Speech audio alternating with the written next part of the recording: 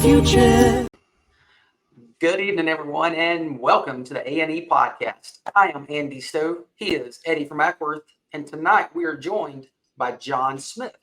And John, can you tell everyone how they probably know you from in the Twitter world? Hey, y'all. I'm so excited to be here. First of all, thanks for having me. I am John Tweet Sports, and I am excited to talk about whatever we're going to talk about tonight. And most folks, listen, I want to apologize at the top. If you know me from Twitter, hopefully we've had a little fun together, but I tend to mix it up on there a little bit. Never apologize for who you are, brother. Never. You know what? There's an unfollow button there for a reason. There we go. I like it. I like the energy already. So tell people how they can watch your podcast too, John.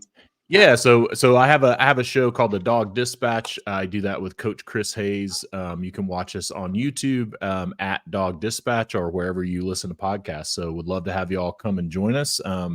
And we're just getting started. We're about 10 episodes in and having a really good time making that show. So come on and follow us and let's have a good time over there. Y'all do that live on Tuesday nights? We do live on Tuesdays and we record on Thursdays. So we have one recorded and one live every week, and we do everything from Coach Hayes does a good job of breaking down film on really specific players. Yeah, we talk about trends, things we're seeing, things we're hearing, and then just have a good time talking about all kinds of fun stuff. Very similar to what y'all are doing in terms of the content. I like that y'all talk about Braves and Falcons. We don't get into the pro stuff, but focus on Georgia, but love talking ball. So, well, I'll say this before we get started. I got a couple things, Andy. If you'll grace me.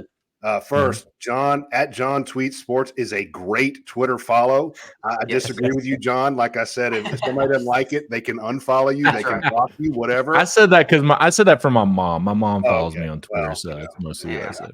I understand, but John gives out great information a lot of the times, and some of it's really funny and smart aleck. That's why I like it. It's my mold, so I really appreciate that. But a couple things before we get started, Andy. So O.J. Simpson died today. I know y'all. Does the glove fit, or do we acquit? Right. How does that work? So, I don't know if y'all read his last tweet last night. It was 24 hours ago. He said he had finally found the killer, and he was going to announce it 24 hours from now. So we'll never know he died before he was able to even announce it. So we'll just never know.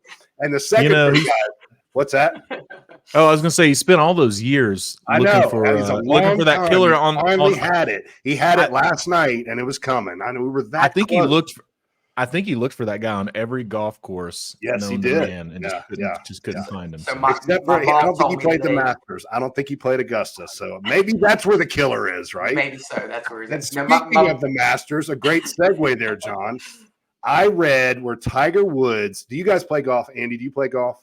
Putt. I'm more of a putt player. Okay, John, yes, you nod your head. You play golf. All right, Yeah. Andy, I'm sure you've hit a bucket of balls, right? I have a set of golf clubs right over here, dude. So yeah. Okay, that's fine. Have you hit a bucket of balls? Of course. Okay, all right. I used to play at the Old Harp course. Okay, so this is what Tiger Woods says he does every day. Just think about this for a second. 1,000 contacts with a ball and a club a day. Okay, now I did the math, so you don't have to do it. A bucket of balls is roughly 25 balls. So that's 40 buckets of balls. Hit one bucket of balls when it's 100 degrees outside. I'm done. That's it. That's it. Yeah, there's absolutely no way. Could you imagine the strain, the obliques? That. Now, to be fair, he said he doesn't necessarily hit that many, but he'll putt 600 times. If I putt 10, I'm done. I'm bored to death. 600 putts. Are you kidding me? That's why I don't understand how these guys are that obsessed with that sport. It's no, it's just listen. It just has to be. If you ascend to that level, Michael Jordan the same way. You got to be a little psychotic. You got to be a little like. There's a lot of like there's a lot of like self, sadomasochism and things like that, where you're just like, you're putting yourself in the suffering. Well, I if think you're that's true trying of to be all that artists, good. right? It's the same thing Yeah, with for all sure. artists. They're a little bit psycho, Absolutely. and you're absolutely right, John. They're just nuts. Yeah. Kirby Smart.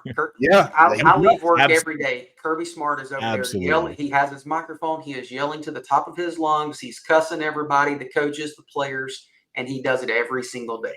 It's a next level thing that I love baseball. I love football. I don't know if I could ever get to that level. It's crazy how they do it. But yeah, Eddie, it was funny when you're talking about OJ, and my boss told me, he said, y'all should all start the show out tonight with just black gloves on. And I was like, oh, that may be a little too much. I don't want to get shot or anything. So I decided not to do that.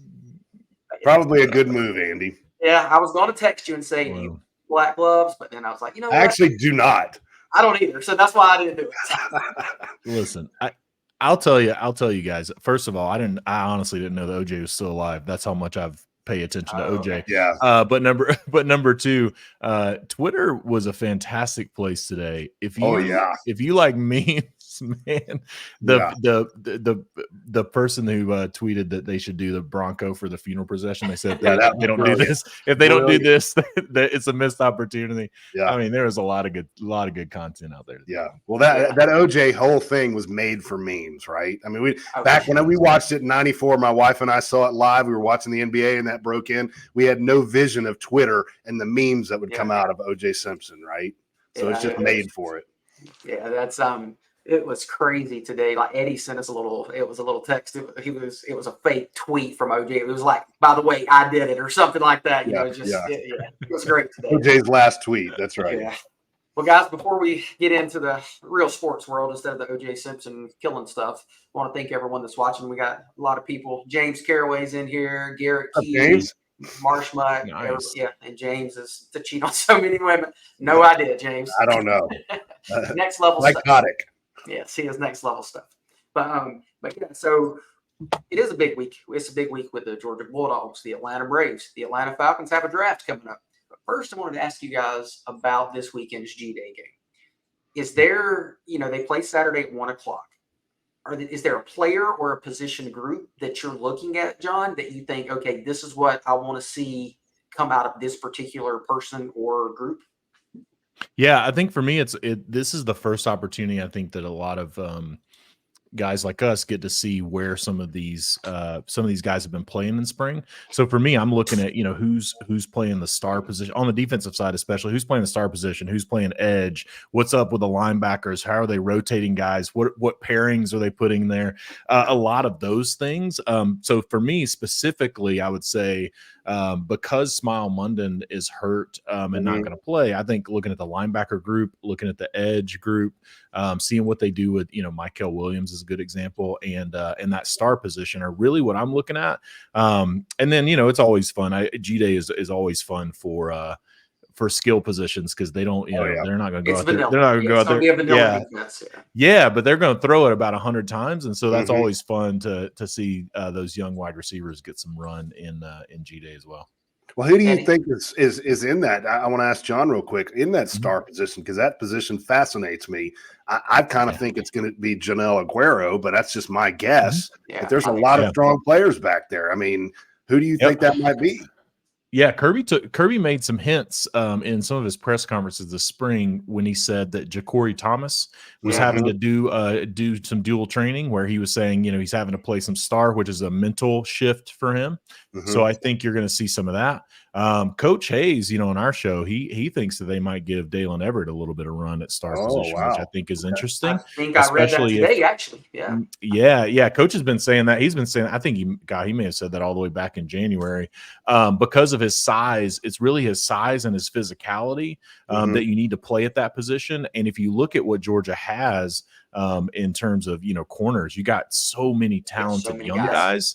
Yeah, and then you've got guys that you hopefully want to keep in the fold, like Julian Humphrey and some of those guys. And so I think you might see some of that. But I would love to see, my personal, as a fan, I would love to see Janelle Aguero go out there and just be the guy. Like he was a highly touted recruit. Yeah. I'd love to see him just go out there and just take over that star position. Personally. I'm with you, but to a point, because I've been watching Ja'Cory Thomas interviews recently, and I have fallen absolutely in love with that kid. He is just Thomas. gushing with maturity and the way he presents himself with the media. And this is his first year doing it. He's never been in front of the media, and he's just a star, in my opinion. I love that kid. But as of now, they have him behind Dan Jackson at free safety. Correct. Mm-hmm. He may take that like job John said, he's been cross training. I think he's going to take that job within a couple of games. You think so? I love Dan Jackson, and I'll never forget the block, down the field in the national championship game. Yeah. That wasn't really a block. He got blown. Well, he got in the way. I'm just saying he chased it down. Look, we scored a touchdown and won the national championship. It was the best block ever. That's all that matters. But I think I think Ja'Cory Thomas is probably going to take that spot.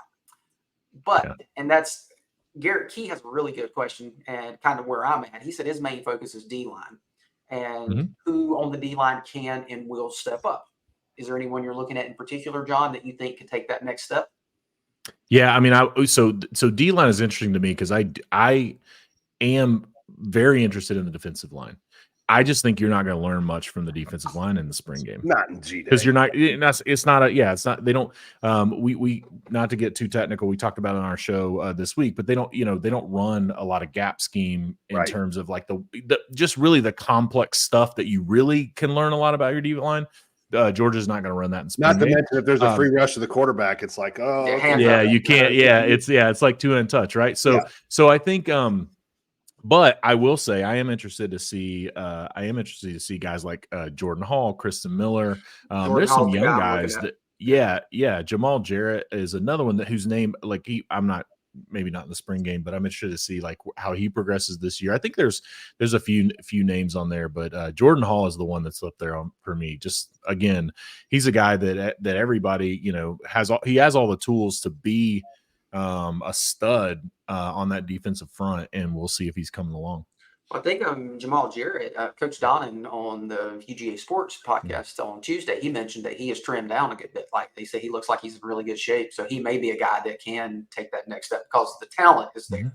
So he may be that guy for sure. Does what Kirby has said bother you a little bit? In other words, he has said recently that he can't figure out if it's the offensive line being that dominant or if it's the defensive line not being up to par. Which do you think it is? But he also said he wouldn't take anyone else's D-line in the country over his. No, I know that. I know that. But I mean, he laid that out that way, and I can't figure out what he means by that. Do you have any comment on that, John? I mean, what he means by that is he's challenging the defensive line. Yeah, you're probably and right. That's what he means by that. It's Kirby. Everything that he says is very intentional, and he has been this year has been more open and transparent in his pressers than he has been in previous years. He said stuff, that like what he said about the defensive line. Like I wouldn't take any other group. We've got guys on there that can get better. Those are things that are different. When he says, I wouldn't take any other group in the country, there are some coaches who don't have 300-pounders on their defensive front. He just doesn't say stuff like that. No, he doesn't say things unless he means it. Yeah. And he also doesn't bring up other coaches in their situations to basically say, like, we have a really good situation here at Georgia. And so I think what he's doing when he says all that is just challenging the defensive line. So I think when he says, man, maybe this offensive line is just the best offensive line in the country, I think that's more of a challenge to the defensive line than it is praising the offensive line. Yeah. Well, he also called the offensive line that's coming in a bunch of fat asses, and they showed up in shape, right? I mean, he didn't say fat asses, but but he did. Yeah. So, no, he that's did. a great point. Yeah, James. James mentioned Covey returning at punts or top returner spot, and he also mentioned the wide receivers in general, and also the tight ends because the pass catchers. We got a lot of new guys. Who's going to step up and be that next? We're losing Ladder McConkey, who we're going to talk about in a little while. He may go in the first round. We're losing elite talent at the wide receiver spot, and Brock Bowers, who just ran a 4.5, 4.40 or 4.53. So we're losing elite guys. So I'm with James looking at wide receivers. to see who can be that guy. Is it going to be London Humphreys? Can he be that transfer guy to come in? What is your take on him, John? Because I'm curious about London Humphreys. Yeah, I think London Humphreys. I think Georgia brought him in for two reasons. One, London Humphreys he's a pretty physical wide receiver. I think people people had these like Lab McConkey kind of comps, which I don't think were necessarily not at all correct. I think he's a guy who can give you rotation, who can give you depth, and who honestly, like, he can block, like he can play in the run game as a wide receiver. But man, that wide receiver room is deep. Yeah. If you have when you have Dominic Lovett, you have Ra Thomas, nobody's, I still don't understand why nobody's talking about Anthony Evans. Like, I think Anthony Evans is going to do some stuff. Like, I think you start going down that list of guys, and a lot of them are young, but then you throw in Michael Jackson, you throw in Colby Young, you throw in London Humphrey, yeah. You just left out Dylan Bell and Arian Smith. Correct. Guys out. I haven't even gotten, right. I haven't even gotten to those guys, right? That's how deep this room is.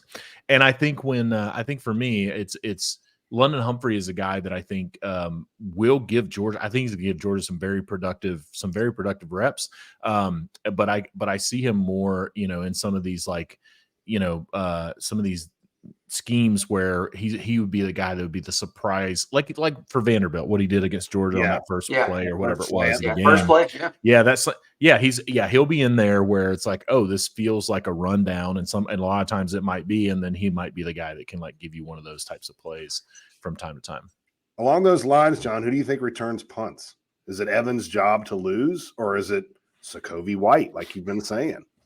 Yeah, or DeMello Jones. I'll throw his name in there. Yeah, I like DeMello Jones a lot. I think it's Anthony Evans' job to lose. Yep. I don't think you put Anthony Evans in that position in the SEC championship game to return a punt, and just then all of a sudden he loses. Yeah, and then he loses that job in the spring, especially to a true freshman. Now, I'm super high on Sokovie White. Yeah, I love Sokovie White. Yeah. I think Sokovie White is going to be an absolute baller at Georgia by the time it's over.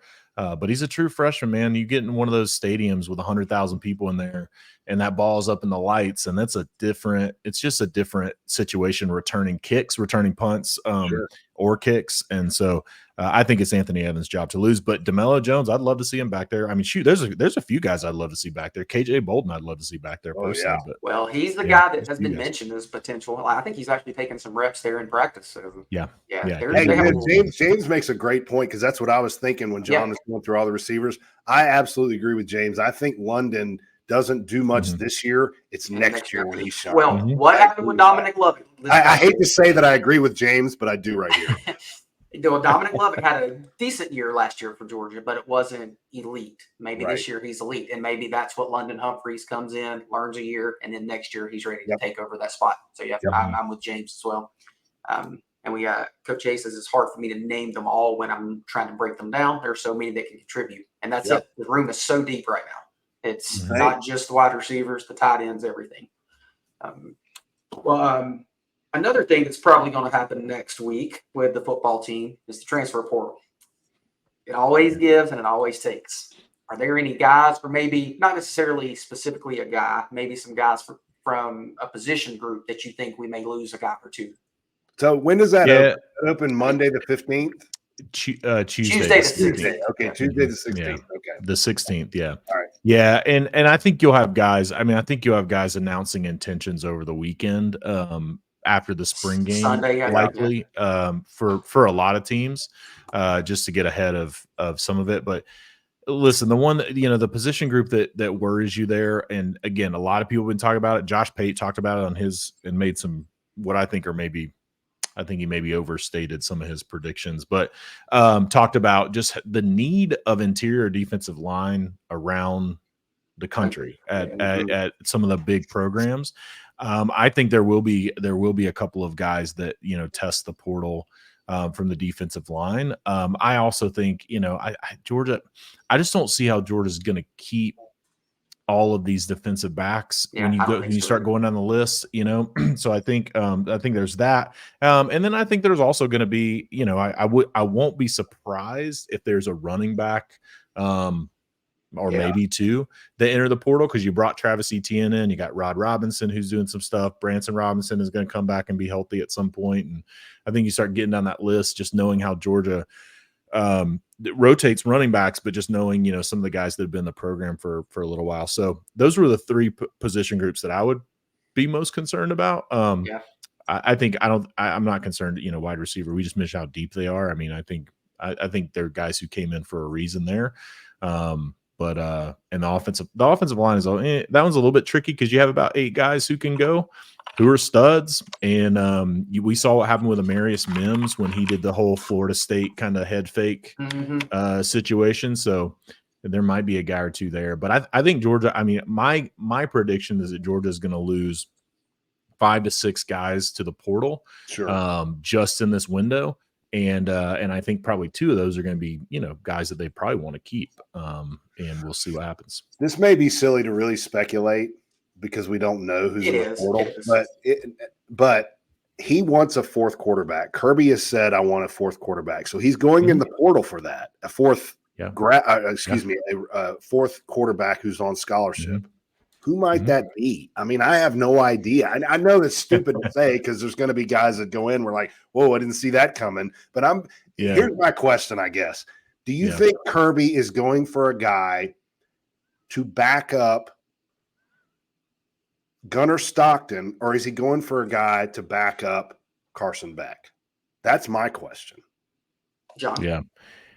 I think he's going for a guy to back up Gunnar Stockton. Okay. Because I don't think you bring in a quarterback in after spring with the intention of that guy being your second QB. Okay. I just don't, unless you're bringing him in from about it too. Then, right? Yeah, yeah. I mean, he has to be. He's been in the offense for a couple of years now. I think it's more of the complexity. Like you guys know, but a lot of people don't know how complex like this offensive scheme is, like the checkdowns and the plays and the pass pros and like the reps and all those things that you get with these guys. And so again, the third string right now, God forbid, is Puglisi, right? Yeah. And he's injured.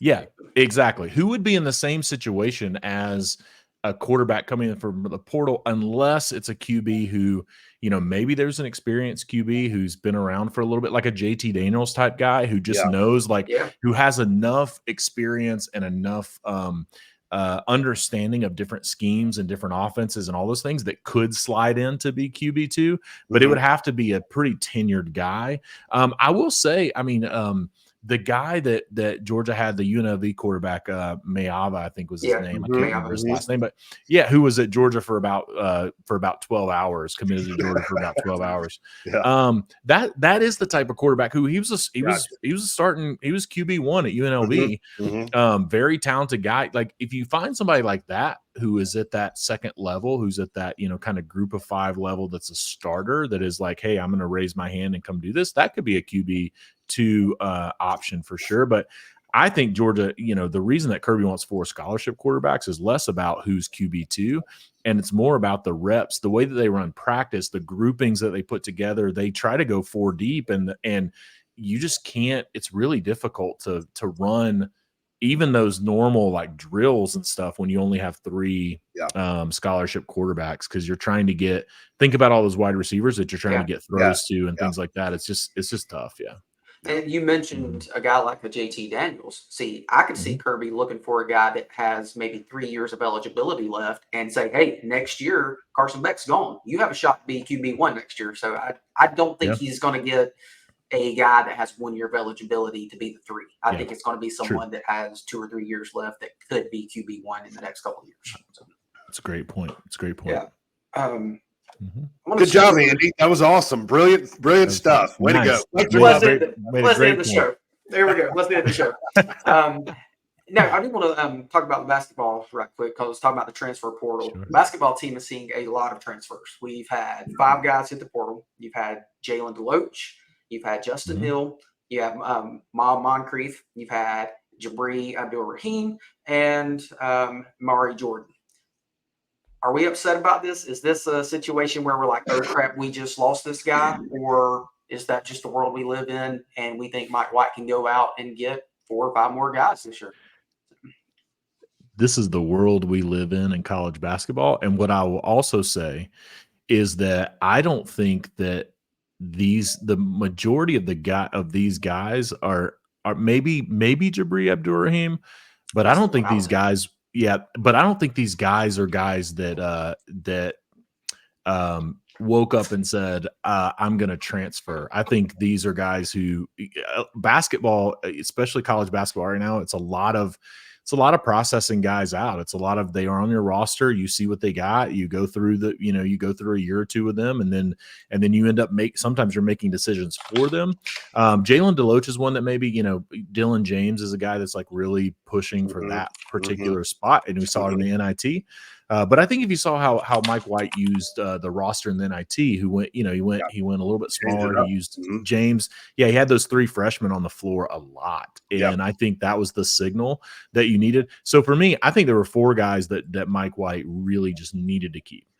Blue Kane, Silas Demery Jr., Dylan James, and RJ Melendez. And we don't know about RJ yet as of the time of this recording, but the other 3 seem like they're going to be around. Yeah. And so if you can keep those 4, I think it's a huge win. I think it's a huge win for Mike White. And because you can build around that 4 as your nucleus, especially with Asa Newell coming in and other guys, like you can really do some good stuff there. Yeah, of the 4 you mentioned there, Abdur-Rahim is the one that hurts the most, I think, because that's a lot of leadership. He was hurt there down the stretch. He was a big player for us for a while, especially during that 10-game run we had. He was really good, and I wanted to see him one more year. So of the 4, I would have really wanted him back. The other 3, I mean, no offense to him, but bye. Well, Abdur-Rahim, he averaged 26 minutes a game. He had 12.2 points per game, 3.5 rebounds a game, and he shot 35.6% from 3-point. Yeah. So that's going to hurt. But he's also here in the NBA draft, so it may be that he just goes to the NBA depending on. He might. Yeah. I think he might actually go play for his dad. Well, before you move on, I want to ask John, is next year make or break for Mike White? Or does he get it has to be make or break for Mike White. Okay, and I don't say that. What is make? What is make in your opinion? Yeah, I think make is I think there's 3 things that are make. I think 1, you have to be over 500 in SEC play or at 500 SEC play. I think 2, you have to make it, to at least maybe the 2nd, 3rd round of the SEC tournament. And then from there, it's just a matter of like where you fall. I don't think he has to make the NCAA tournament. I will say that. I don't think that that's necessarily where Georgia is as a basketball program, where it is like it's tourney or bust. But I do think you have to take. So what Mike White has done is he took a big step forward in year 1 from that, just awful team that Thomas Green had on the floor. And then he took another big step, even though it didn't pay off in the win-loss column. He took another big step this year with the young guys he had on the court, the way the team competed. But you got to win some of those, right? Like you can't be in these games and collapse late in the game. And I think if you win, if you see that happening, where it's like Georgia is winning some games that maybe they shouldn't win, they're winning the games that they should win, and then they can compete in the SEC tournament. I think that's going to be good enough. But if you can't compete at least 500 or better in league play in the SEC next year, I don't see a path forward, because the league is just getting so much better every year. So I mean, tough. you saw us thinking, listen, I'm not a huge John Calipari fan, but like when John Calipari, when he leaves Kentucky for Arkansas, like when he leaves and he stays inside the SEC, you're like, dude, this thing is it's continuing to just ramp up. It's going to be tougher. Yeah, but Kentucky is Alabama football, basically. I mean, come on, that's a different scenario, right? Well, they can't get a head coach, though. Yeah, but they've been bounced 5 years in a row in the first round. That's not acceptable, right? No, and I agree, but I guess what I'm saying is like, I guess what I'm saying though is like the SEC. There's so much pressure in the SEC right now that Arkansas is like, we're gonna go back the truck out for this guy that's getting run off from Kentucky, because that's just the mindset, right? Like they look and they're like, who. It's that mentality of like, who are you going to get that's better? And I think there's a lot of people that you could have gotten this better than John Calipari personally, but there is a mindset of like, the coaches in the SEC are the best coaches in college basketball, maybe the Big 12, and then obviously Danny Hurley is just in a league of his own. But like you put these coaches together, and it's just like, man, it keeps ramping up, and I just think Mike White, you just got to compete. Like, you got to win. Let me say that you got to win the games you're supposed to win, and you got to compete and win a couple of games that you're not supposed to win. And if you can do that, I think. And we were that close a couple times this year. That close. Yeah. But last year we weren't that close. So that's the thing. Maybe we got here. 2 great points in one night. Maybe we got to this level. Maybe they can get to that next step. So yeah, I think he's doing pretty good. I mean. And listen, guys, like Lamont Paris is a good example at South Carolina. Yeah. Like, no one's talking about this, but that dude lost Gigi Jackson to the NBA, who was a bona fide NBA player, replaced Gigi Jackson with a guy from Wofford. So you replaced a bona fide NBA player who's averaging double digits as an NBA starter with a guy from Wofford. Right down the and his team got better. And his team got better, and they went to the NCAA tournament. And so I think, like, and he's in his second year, maybe third year, maybe, but no, I guess he's in his third year. This is his third. I think we lit him up. Yeah, he's in his third year. Yeah. But that's the pressure, right? Like, Lamont Paris started when Mike White started, had probably a little bit of a better roster, but he had to turn everything over every year like everybody else. And that's a guy that's taking his team at South Carolina, who has no business, being in that NCAA tournament, taking them to the tourney, and Georgia's not. And that's what you're going up against in this league. And that's what Mike White is going to be up against. Well, I just pray to God that next year we get a bounce out of Asa Newell and we get something out of that, right? Because we got nothing out of Ant-Man, and Anthony Edwards is a total badass. And if you go ask 95% of NBA fans where that guy played college ball, they'd be like, I have no idea. They probably don't even think he played college. Right. I'll tell you this. This is going to maybe controversial for Georgia fans. I'm glad that COVID happened in the Anthony Edwards year, because I think Anthony Edwards would have made a little bit of noise in that SEC tournament, and I think Georgia, I think Tom Crean, things would have looked a lot better than they actually were with Tom Crean. I don't know if he would have stayed, but I think it would have been, that season getting cut a little bit short. Actually, it would have been like a Dennis Felton situation. Is that what you're saying? It really, exactly. I think Anthony Edwards in the NIT. God, imagine Anthony Edwards in the NIT that year. It would have been a wrap. If Georgia wins the NIT that year, then I think things might be a little bit different for Tom Crean. Yeah, and James Caraway says, "Let's get Billy Donovan." Hey, I'm with you on that one. I would be happy with Billy Donovan. I got a friend, Kevin, that's normally in here. He's a Gator fan. He misses Billy Donovan. Well, we got Garrett in here. He has given us play-by-play. So he has the Georgia baseball is currently playing Mizzou, and they just tied it up with a Charlie freaking Condon home run. So we appreciate that, Garrett, for getting us the play-by-play. Charlie's pretty decent at baseball, isn't he? He's not bad. Yeah, they say he may be pretty good. Yeah, so he's not too bad. But I do want to ask you about the baseball team. They entering tonight, they're 25-8, 5-7 in the SEC. This weekend is sort of make or break. At least 2. You kind of need 3 if at all possible. Is this team good enough with its pitching to go to make a run in the SEC, or are they just going to have to basically just outscore teams and hope for the best? John, do you keep up with Georgia baseball? Let me just tell you guys, this past weekend, I drove 4.5 hours one way to go to Mississippi State to sit in the lounge with my buddy Lounge Dog on Twitter, who's a Mississippi State guy, and watch Georgia versus Mississippi State. I was there for that sounds like I was there for connections that we don't have, Andy. So I was there. Yeah. I was there for the Saturday game with when the fight happened. Oh, you saw it live? Yeah. I've got I actually posted. Yeah, there's a video on my Twitter feed you can go and find of me in the lounge. The left field lounge, for those who don't know, it's Mississippi State. They have it's basically a tailgate where they have grills and smokers, and the guys are just tailgating while the game is going on inside the stadium. Amazing experience. But I have a video of them ringing their cowbells when the fight was happening in the lounge on my Twitter feed. But all that to say, so yes, I keep up with Georgia baseball enough to drive 9 hours round trip in a weekend to see a game. Clearly, And I think for me, listen, here's what I worry about with Georgia baseball. They are such a different team when they are not at Foley Field. Like I don't know, I don't know.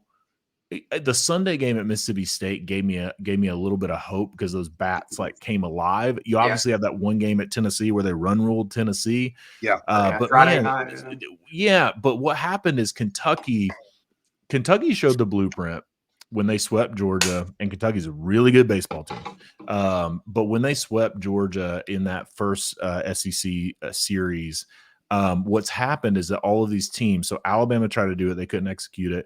Tennessee, Tony Vitello just decided not to do it in that first game and got run ruled. Then the other two games he decided to do it. What they've done is they figured out the zones to pitch these hitters in, and they just, if you can execute on that, it's very difficult for that offense to get going. So for me, it's less about the pitching. It is about the pitching. It's, in terms of like Georgia, they don't have enough pitchers. I'll say this. I don't think they have enough pitchers to really compete in this thing.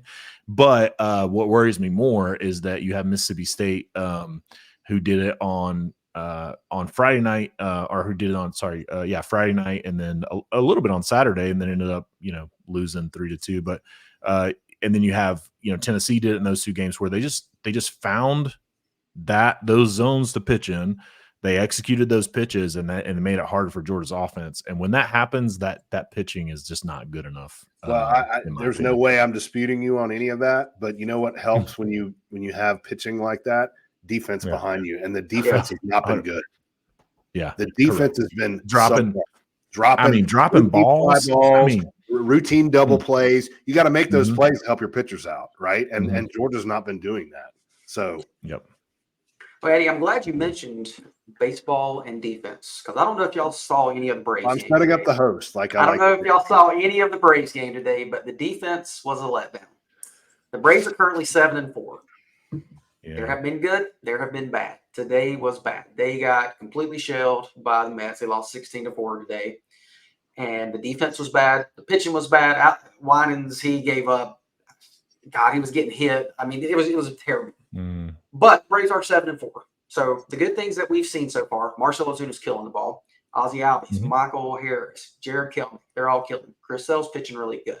Ronaldo Lopez looks like an ace. I mean, if you penciled in Ronaldo Lopez was only going to give up one run in 2 starts at the beginning of the year, I'm letting you pick my lottery numbers. I like Ronaldo Lopez, and I wanted him to start. I'd have never said that. But we've seen some really bad. Max Fried has not been the guy that we thought he was going to be. I said he was winning the Cy Young. I may have been wrong. We've seen Spencer Strider. It's early, but tomorrow's going to tell us a lot, I think. But Spencer Strider's on the shelf with he's probably going to have Tommy John. There's rumors he's already had it, and they're going to announce it tomorrow or Saturday. I think I think he had it too. So, John, where are you with this team currently? Do you think they are as good as we thought they were? And do you think they're going to have to go out and do something? Is there someone in the minor leagues that can come up and help pitch? Or do we have to go out and get someone? I think, I think this team is a little bit of deja vu all over again. When you look at the team last year, when they just had that real, they started, I think they started the season, I think they started the season 7-4 and then went on a little bit of a run and won a bunch of games in a row. And then all of a sudden they started losing again. And then you get into June and you're starting to heat up again. And it's kind of a little bit of a roller coaster. I feel like that's where this team is.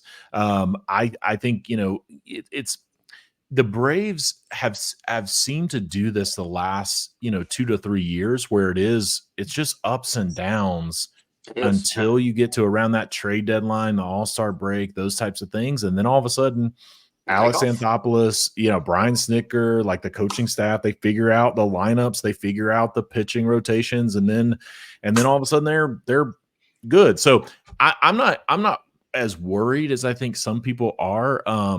I think it sucks to lose a series to the Mets. I think that's that's painful.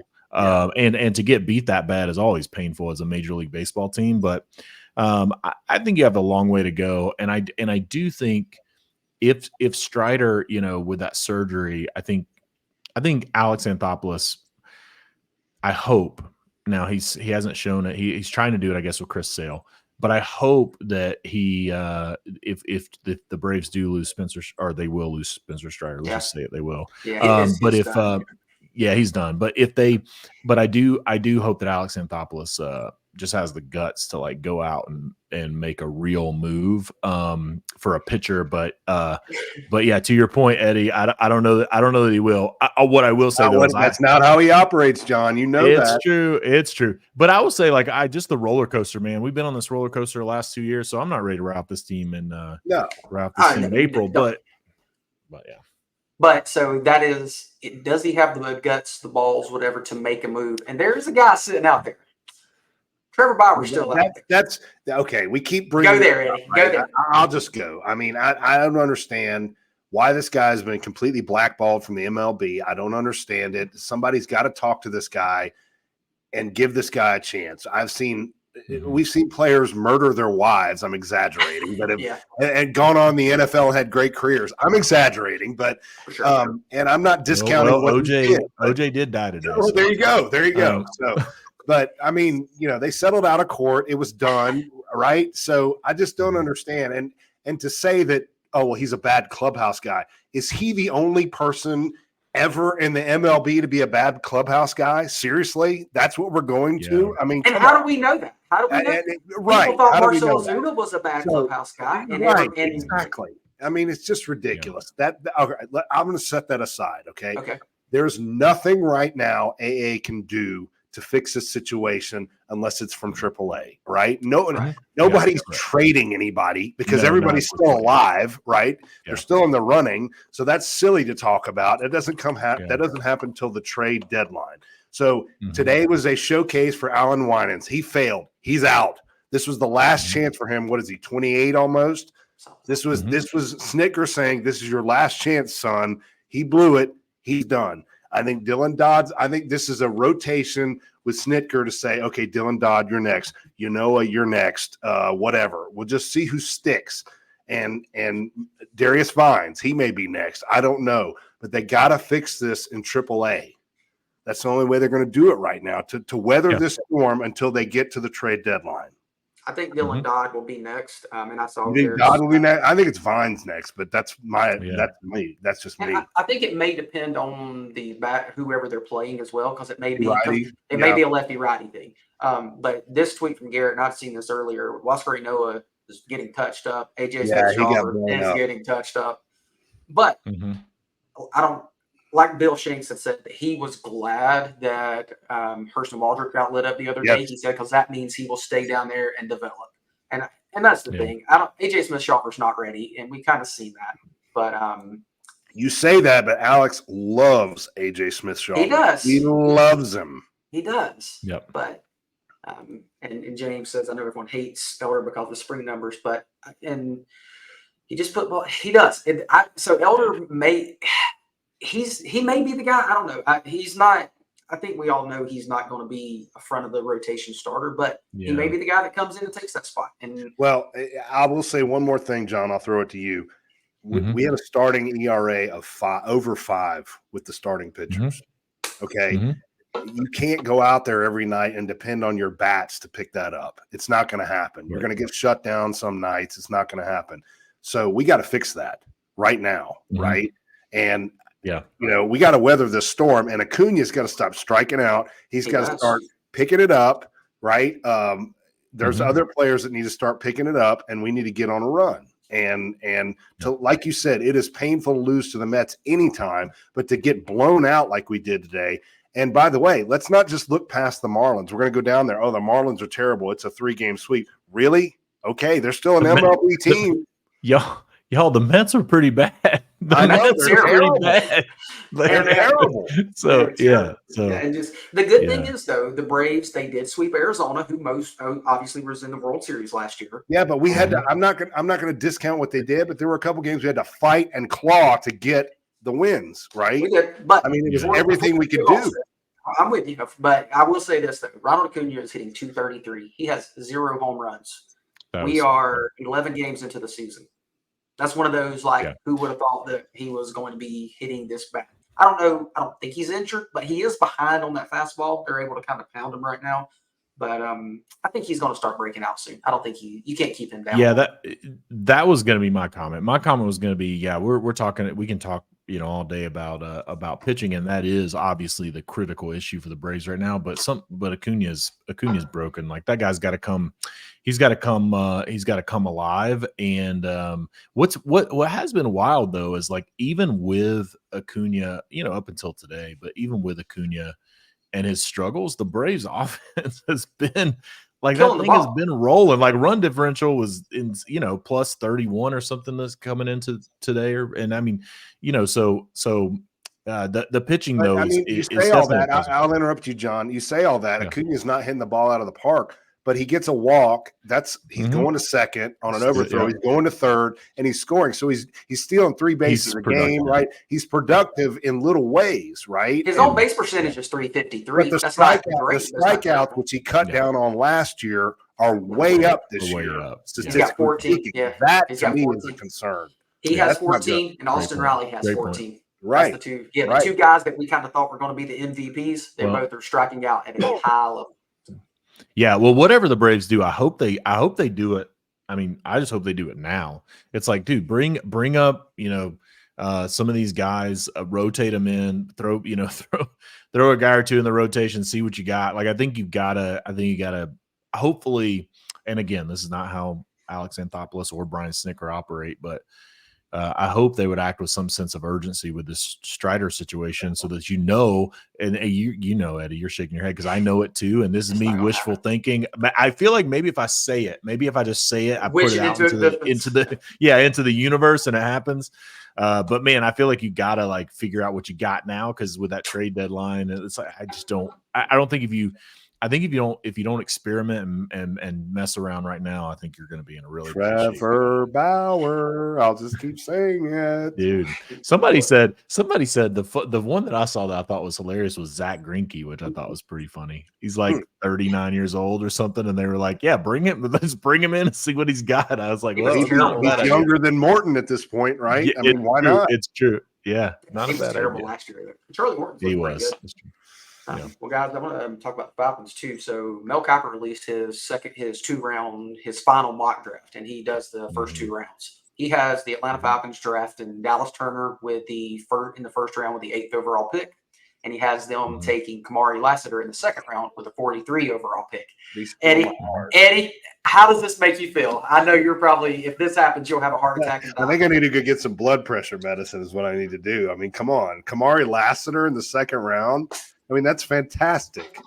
That is awesome. Although I will say, I'll just nitpick it. I would take Dallas Turner and I'd take Cedric Van Pran there instead of Kamari. He didn't even have Cedric Van Pran going in the top 2 rounds. That's the crazy. Serious?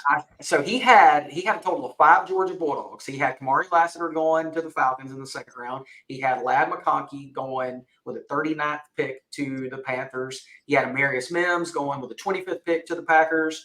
And he had Brock Bowers going 10th to the Jets. And then where did he have Cedric Van Pran going? He only does the first 2 rounds. So okay. Okay. But think about this. What if they could get Dallas Turner in the 1st round, they could get Kamari Lassiter in the 2nd round, and they could get Cedric Van Pran in the 3rd round.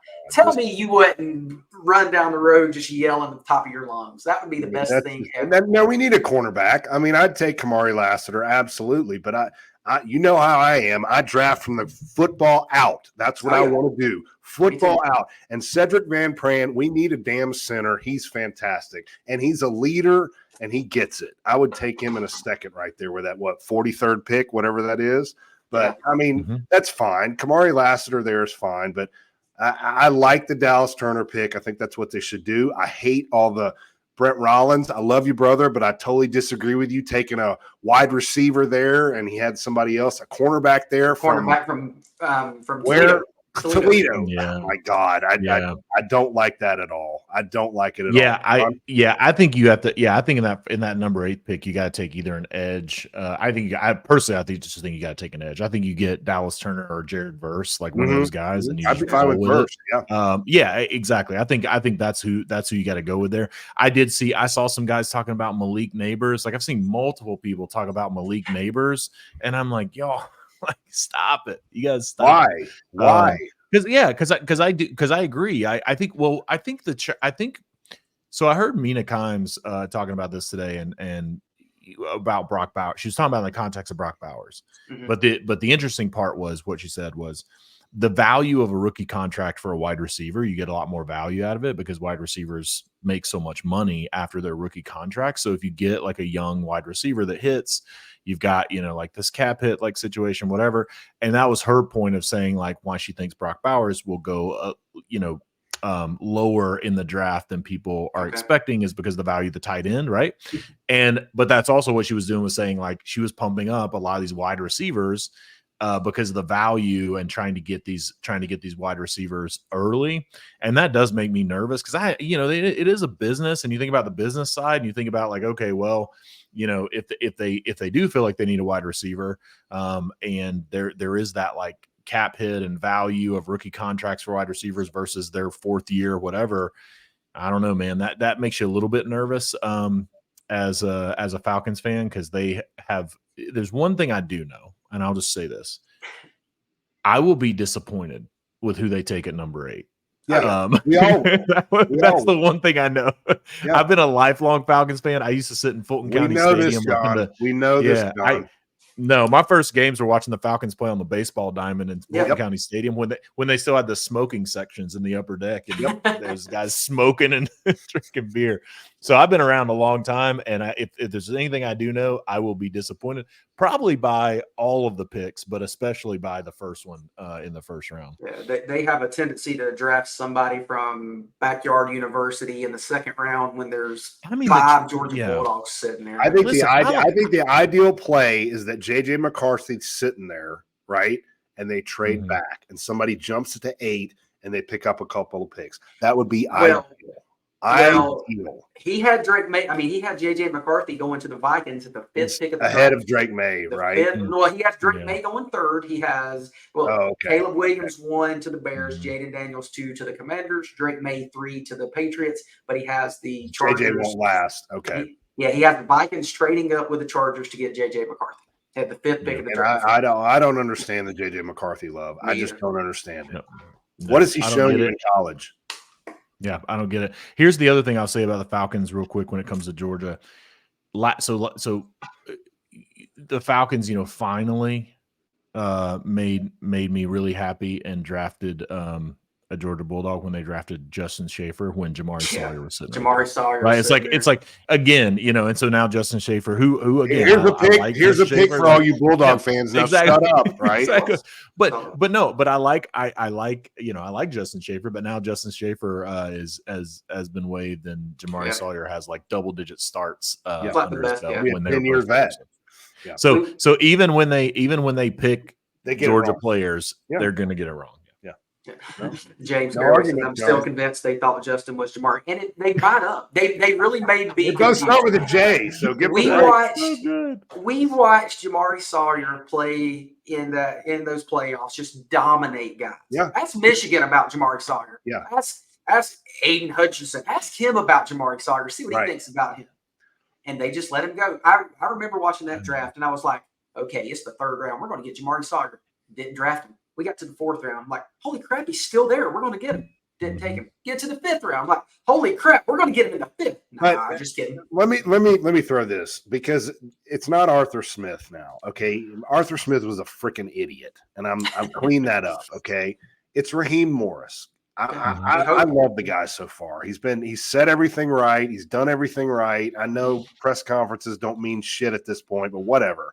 Mm-hmm. So, do we think finally that Raheem Morris at 8, it's not going to be somebody we look around, John, I call you, and I'm like, who the hell is this guy at 8? Maybe finally Raheem Morris picks the right guy at 8. Maybe? Listen, I would like to say that. Or John, is it still Arthur Blank dictating all the picks?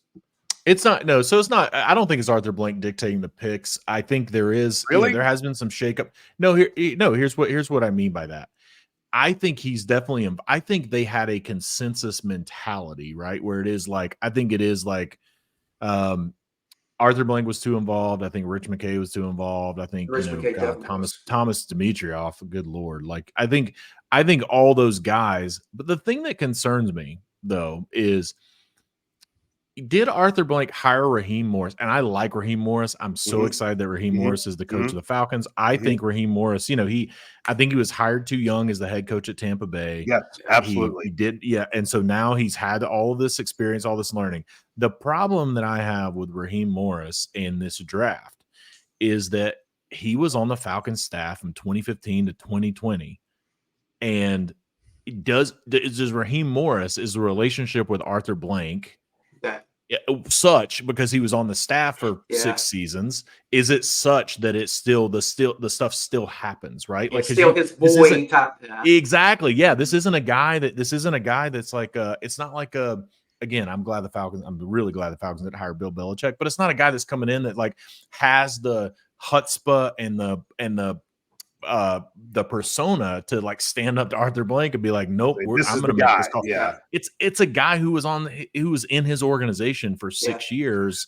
And now Arthur Blank has given him an opportunity for this job. And is there like that sense of gratitude, relationship? I was in your organization, the respect, which is all good, but to the point of like, I'm going to let you overstep your bounds in this draft. And that's why I wanted Bill Belichick, because I wanted him to be able to say, hey, look, old man, get out of my office. You hired me, I'm in charge. And that is the one thing I'm concerned about with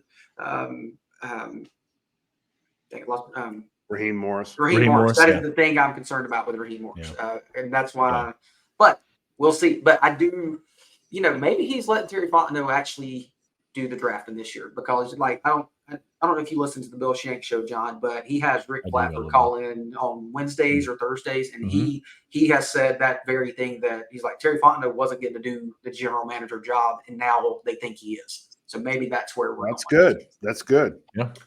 Yeah. Well, guys, before we get out of here, I got one more question for you. Do y'all have any Masters memories, like your favorite Masters memories? Like, I'm not a huge golf fan. I watch the Masters and obviously the Tiger, all the fist pump, but I love the Bubba Watson when he won it, because he's a Georgia Bulldog. Yeah. Those are my favorite memories. John, go ahead. Yeah. Listen, my profile photo is Arnold Palmer as the honorary starter at the Masters. It looks like an old man, shaking his fist at the clouds, which I think a lot of people think it might be. Me. Eddie, that's Eddie. Yeah, they call me on the podcast. But it's no. But it is Arnold Palmer. My granddad was a golfer, loved Arnold Palmer, and so I like Arnold Palmer too. I think for me, I have two that really stand out. One, I do love the Bubba Watson moment when he hit that hook shot out of the pine straw. Go look at the drawing on that shot. I mean, I know y'all have seen it. I mean, I've seen it. Yeah, the physics on that thing. It's like, dude, I don't even know. I don't even know the physics on that. It's impossible. Impossible. But I will say the two for me is 1997 when Tiger won it and he hugged his dad, and he just like, super young guy, 21 years old, just like running away with this freaking tournament was like, for me, as someone who was just graduating high school at the time, like golf was not, it just wasn't a thing. And that was the first time I felt like, oh shoot, like I actually I care about golf. Right. And then number two was 2019 when Tiger came back and won it. I thought that was just really like such a moment of like Tiger hugging his dad in 97 and then Tiger hugging his son in 2019. Yeah. I thought it was just such a powerful moment of that tournament. Eddie, before you go, I know y'all seen it, but have y'all seen Tiger Woods' son, how he is Tiger Jr., how he does the swing, the golf, the spin? Yeah. It is crazy how it's coming. It's coming. So mine more goes back to nostalgia for the calls, and it's Vern Lundquist. That's what I think of when I think of the Masters. And the two that stand out to me, Andy, you're probably too young. I know you are, but it's when he called Jack Nicklaus hitting that putt on 16, maybe, yes, sir. And that's one of my favorite calls of all time, just hearing that. And then the call he made, was that the year? I don't remember the year when Tiger hit that incredible shot and the Nike ball just sat there on the rim and rolled in. Yep, and Vern made that call. I mean, just to go back and watch that and hear Vern make that call, it's just that just gives me chills. And I'm not a Tiger fan. I never have been, never will be. I don't know. I just never rooted for the guy. But that was one of the most iconic things I've ever heard. Listening to Vern make that call, it was incredible. Well, Eddie, how did you feel when Happy Gilmore made the putt to beat Shooter McGavin in the last? Oh yeah, I mean, come on, Happy Gilmore, the best. That's the best thing ever. Yeah. And James agrees with you, Eddie. He likes Vern calling Tiger's miraculous shot. Yeah, incredible. Well, guys, this has been fun. We really want to thank John for joining us tonight. And John, make sure tell everyone how, again, just so they know how they can get you on Twitter and how they can watch your podcast and times and all that stuff. Yeah, at John Tweet Sports. Follow me on Twitter. We'll mix it up over there. Have a good time. And then on YouTube, it's at Dog Dispatch. You can find our show there or anywhere you get your podcasts. Would love to have you join us. Eddie, you got any final words before we get out of here? Get your colonoscopy. Get your blood work done. Donate blood. Save my life. Save my wife's life. It can save yours. Get it done. And John, thank you very much. We really appreciate you coming on. It was awesome. I had a great time, guys. Thanks for having me. Yeah, we appreciate it. So everyone, we appreciate you guys for watching this. Like I said, if you have not liked this video, please, Eddie, I was saying that for you. Please like this video. Please share it and subscribe to our channel. And John, you can see it Sunday night. Sunday night. Watch it Sunday night on the UGA Sports. It's actually youtube.com/@UGA Sports. We'll be on with Paul Meharry for the All Things Georgia Call-In show. We'll be talking about, I'm sure, the G-Day game will be mostly what we talk about. But hey, just a little something going on this weekend to talk about. A little something. And I'm sure there'll be a Masters winner by then. So, we'll have plenty to talk about Sunday night. So, guys, like I said, we appreciate it. For John, don't log off. Stay on for a second. Thank you. I got you. Thanks, guys. See y'all. See y'all.